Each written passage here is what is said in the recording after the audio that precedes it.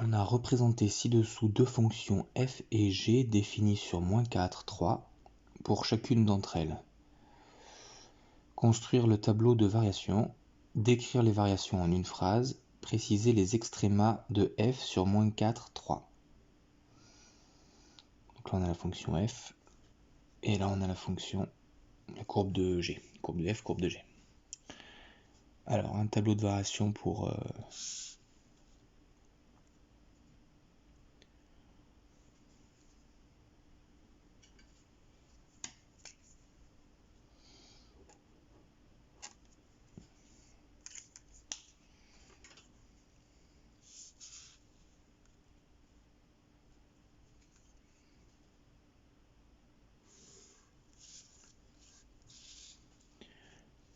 chacune de ces fonctions.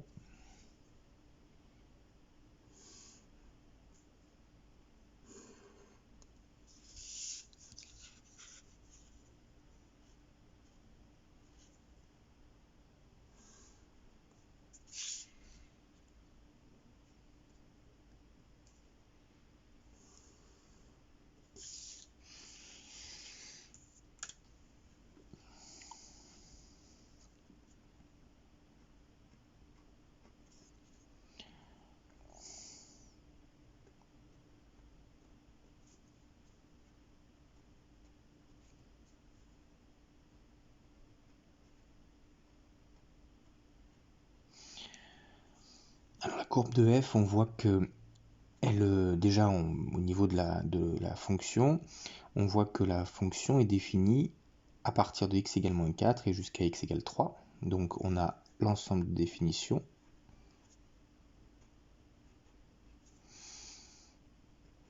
Qu'on peut marquer. Ensuite, on va regarder à quel moment elle change de sens de variation. Donc là, elle décroît, puis elle croît, et on voit que c'est pour x égale -2 qu'elle a changé de sens de variation. Et puis, ensuite, elle est croissante, et ici, elle change de sens de variation pour x égale 2.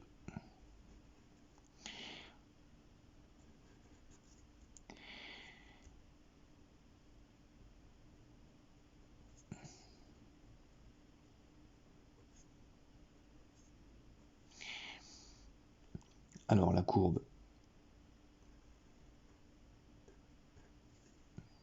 La fonction est décroissante ici, puis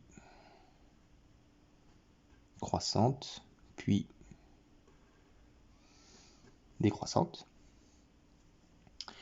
En -4, on a la valeur 1. En -2, la valeur -3. En 2, la valeur 3. Et en 3, la valeur 2. Pour G, l'ensemble de définitions, c'est également -4, 3. La fonction est d'abord décroissante. Ici, elle change de sens de variation, donc on est à -2,5. Elle croît, puis ici, environ à -1,5, elle change encore de sens de variation, elle décroît. Ici, pour x égale 0, elle change de sens de variation, elle remonte, et puis là, en fait, elle a un point d'inflexion. Ici, on a un changement de direction, mais elle ne change pas de sens de variation, elle est toujours croissante, hein, donc on n'a pas besoin d'écrire cette valeur particulière dans le tableau de variation.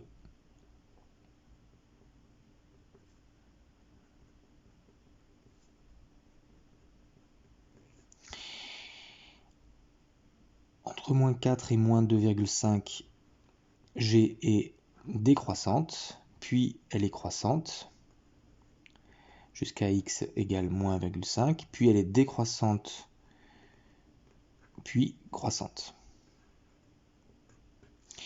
Les valeurs particulières, en -4, on a G de -4 qui vaut 3.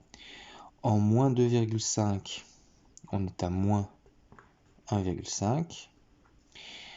Ici, en -1,5, on a environ 0,3. En 0, on est à -1. Et en 3, on est en 3.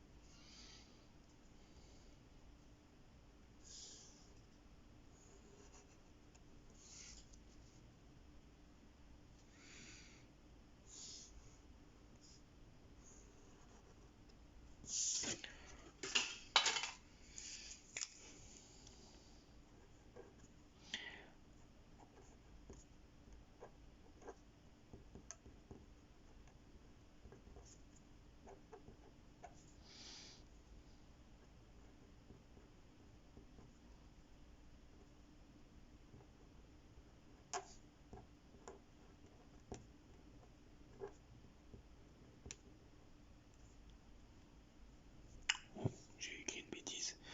Elle est décroissante sur moins 4, 2.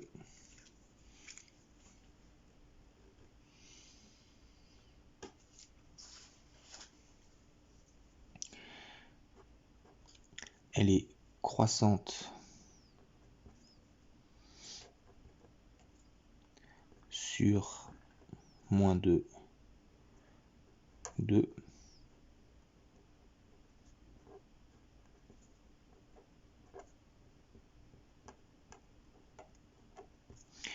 Puis décroissante sur 2, 3.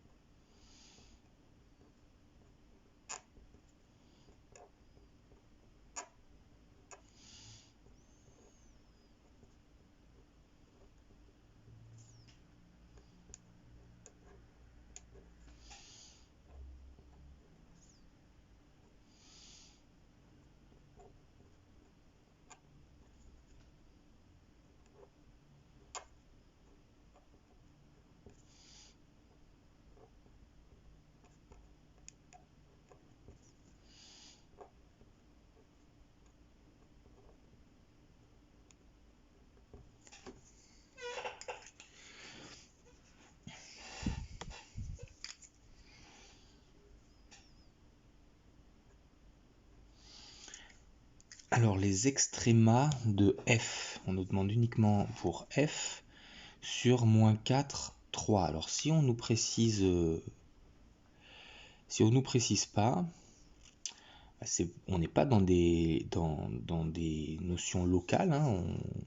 De toute façon ici à la limite ça j'aurais rien changé, mais enfin on va chercher donc le maximum et le minimum. Mais ici le maximum de f c'est la valeur maximale atteinte pour les f de x, ici c'est 3, et ce maximum est atteint pour x égale 2. Le minimum c'est moins 3, atteint pour x égale moins 2.